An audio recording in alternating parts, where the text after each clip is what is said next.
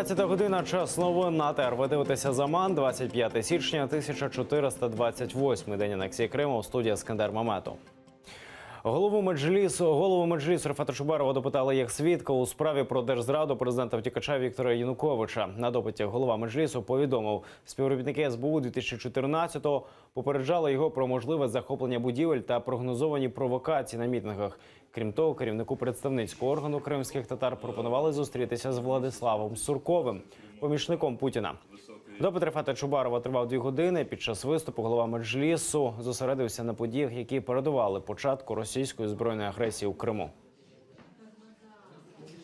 Оця вся інсинуація, нагнітання, фашисти, русських убивають, бандеровці, це все було для того, щоб відоправдати те, що зараз трапилося. Ми є свідками, вже скоро буде 4 роки незаконної окупації Криму. Це все робилося для того, щоб відоправдати незаконні дії Росії, розуміння всього аспекту міжнародного права, всіх аспектах і двосторонніх наших договорів. Одночасно 2 обшуки в окупованому Криму. Збройні силовики на світанку увірвалися в будинках 2 кримських татар у Нижньогірському районі та у Джанкої. Все через публікації у соцмережі. Подробиці у нашому сюжеті. Село Розливи. Щойно зійшло сонце. Одна з вулиць селища перекрита кордонами поліції. Нікого не пропускають. У будинку Ебазара Ислямова нишпорять окупаційні силовики. Беспредел в Крыму продолжается.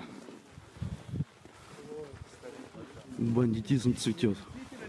Чоловікові інкримінують розповсюдження екстремістських матеріалів. Зокрема, поширення публікацій про заборонену в Росії організацію Хізбут Тахрір, розповідає дружина. Мар'ям Ислямова каже, окупанти знехтували тим, що в чоловіка серйозні проблеми зі здоров'ям. Після трусу чоловіка забрали до відділку поліції. Родичі та друзі поїхали слідом.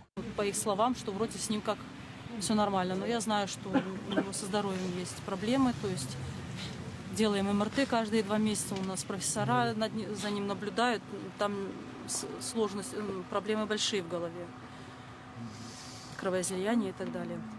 Только с хорошей стороны я его знаю. А это то, что сегодня происходит, рано утром вламываются в семью, где практически каждый член семьи инвалид.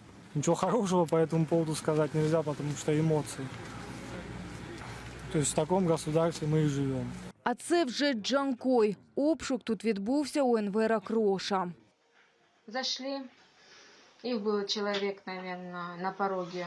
Человек 10, может быть, я не ошибаюсь, если. Человек 10. Были все они в масках. Искали оружие, так, они так и говорили, да? Да. Угу. Тут обшук тривав кілька годин. Потім Енвера Кроша вивезли до Джанкойського райвідділку поліції. Під будівлю приїхали друзі та знайомі на підтримку. Энвер нормальный человек, работает здесь в Джанкое телефонистом. Добрый, с друзьями, с любым человеком отношения нормальные у него всегда были. И в Джанкое много кто его знает. Енвер Крош вже мав справу з окупаційними силовиками 3 роки тому. Тоді ФСБ намагалась схилити його до співробітництва. Приехал после обеда и выпустили его аж в час ночи. Это было 2 года назад. Током пытали, били, одевали мешок, угрожали, что его, как в зоновских этих в тюрьмах говорят, что отпетушим, как есть. Уважаемые, все услышали нас? Да. Если в течение 10 минут вы не освободите территорию возле райотдела, будете привлечены к административной ответственности. Одну минуточку. Штраф от 20 тысяч, включая административный арест.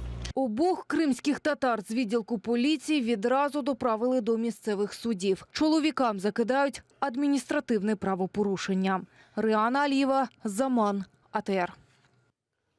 Меджліс кримсько-татарського народу підтримує громадськість щодо позбавлення звання Героя України тих кримчан, які зрадили батьківщину. Про це заявив голова Меджлісу Рефат Чубаров. Йдеться про 6 мешканців півострова, яких які підтримали анексію Криму. Серед них і колишній депутат Кримського парламенту Олександр Баталін, стосовно якого прокуратура Криму відкрила кримінальне провадження за фактом державна зрада. Воно вже скеровано до суду. На переконання Рефата Чубарова, позбавлення звання героя – це найменше покарання для таких людей, хоча сам факт позбавлення нагород нагадує радянщину. Тому найкраще, аби суд дав оцінку їхнім діям, і вони самі відмовилися від такого високого звання, зазначив голова Меджлісу. Наші герої низької культури, вони хочуть і орден зберегти, як цяцьку, і бути вірними іншій державі. Я думаю, що треба позбавити всіх, хто має, якщо вони самі не осмілилися просто вибачитися перед Україною за свою поведінку. Визнання фактів народження та смерті в окупованому Криму та на Донбасі. Цю тему обговорювали правозахисні організації разом з урядовцями та представниками прокуратури. Правозахисники запевняють, що в Цивільному процесуальному кодексі України закріплений спрощений порядок визнання цих фактів. Вони працюють вже 2 роки. Проте юристи зазначають, цей документ не завжди працює. Бракує практика та низький рівень держслужбовців. На круглому столі вислухали пропозиції та шукали шляхи усунення дискримінації. В Дніпровському суді міста Києва, коли батько прийшов встановити факт народження своєї дитини, від нього захотіли отримати довідку про те, що ця дитина перебуває на обліку в дитячій поліклініці в місті Києві. Хоча дитина живе в Криму, їй кілька місяців. Але суддю це не турбувало. Вона вимагала привезти дитину сюди та поставити її на облік в поліклініку. Безглузда вимога. Мені довелось тоді дзвонити, зачитувати норму Цивільного процесуального кодексу, доказувати. Євроньюз та МЗС України і Литви обурені сюжетом французького телеканалу Євроньюз про окупований Крим. У матеріалі йдеться про школу для дітей-снайперів, яку окупанти відкрили у Євпаторії. При цьому жодної згадки про те, що Крим незаконно окупований Росією. Речниця МЗС України Мар'яна Беца у Твіттер закликала ЗМІ виправити матеріал відповідно до норм права. Її колега з Литви Ліна Слінкявічус назвав цю роботу промиванням мізків. А у листі посла України в ЄС Миколи Точицького йдеться про те, що Євроньюз може стати платформою для розповсюдження російської пропаганди по всьому світу, Євросоюзу та за його межами. За таких обставин я запитую, наскільки можна було знизити журналістські стандарти, якщо Євроньюз, який називає себе джерелом незалежних, об'єктивних та надійних новин для європейців, транслює досить позитивний сюжет, де армія окупантів навчає дітей, як поводитися зі зброєю, навіть не згадуючи незаконну окупацію Росією суверенної української території. Цей сюжет вже спровокував реакцію держав-членів ЄС. Євроньюз частково виправдав свою помилку. На сайті телеканалу журналісти доповнили текст одним реченням про анексію Криму. При цьому відеосюжет залишили без змін і вирішили не згадувати про злочинні дії Росії. Це не єдина похибка французів. Паризькі книгарні продають глобуси, на яких Крим позначений як російська територія. Такий товар кілька днів тому в одній з книжкових крамниць Парижа помітили співробітники українського посольства у Франції. Посольство звернулося до керівництва магазину виправити помилку. Ті повідомили, товар негайно вилучать з продажу.